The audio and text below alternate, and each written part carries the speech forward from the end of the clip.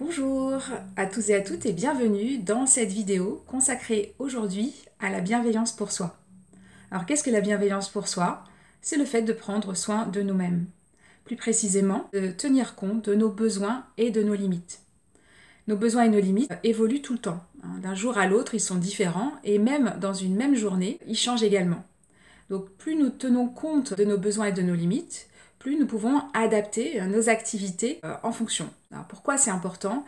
Parce que souvent nous outrepassons nos besoins et nos limites et nous nous épuisons de cette manière, physiquement, mais aussi mentalement.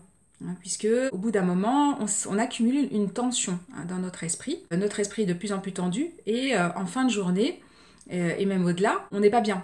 On n'est pas bien dans notre esprit et indirectement, on va aussi pas être bien avec les gens qui nous entourent. Donc on a vraiment besoin d'apprendre à prendre soin de nous. C'est pas quelque chose de si évident parce qu'on est beaucoup conditionné par le mouvement collectif. Et puis on se compare aussi beaucoup aux autres, alors que chaque autre est finalement différent de nous.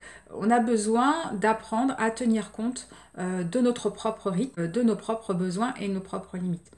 Donc on peut faire cet exercice au quotidien et voire même le plus souvent possible de s'écouter et d'écouter voilà, quels sont mes besoins et mes limites là maintenant.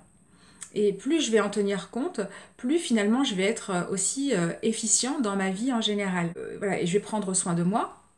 Et en prenant soin de moi, en étant vraiment à mon écoute, et ben, indirectement, naturellement, je vais prendre soin des autres. Parce que je vais comprendre que c'est pas si évident que ça d'être conscient, d'observer mes besoins et mes limites. Et je vais comprendre ainsi que pour les autres, c'est pas non plus si évident.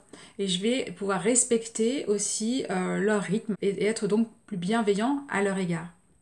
Voilà, donc j'espère que cette vidéo vous aura apporté quelques clés donc, pour développer votre bienveillance à l'égard de vous-même. Et je vous dis à très vite pour une prochaine vidéo.